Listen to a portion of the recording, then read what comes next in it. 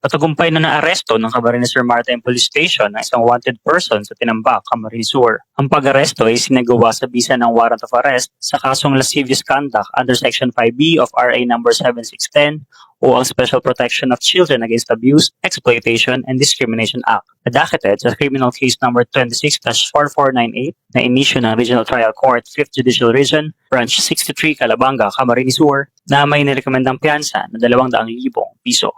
Pinaalam sa na-arrest ng individual ang dahilan ng kanyang pagkakaresto at ang kanyang mga karapatang konstitusyonal sa wikang lubos niyang nauunawaan. Dinala siya sa Camarines Sur Maritime Police Station para sa kaukulang dokumentasyon at tamang disposisyon.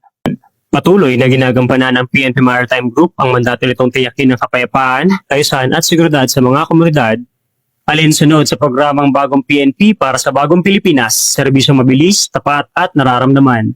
Mula dito sa Camarines Sur Maritime Police Station, ako si Police Staff Sergeant Joel Morino, alagad ng batas, taga-taguyod ng Balitang Pulis.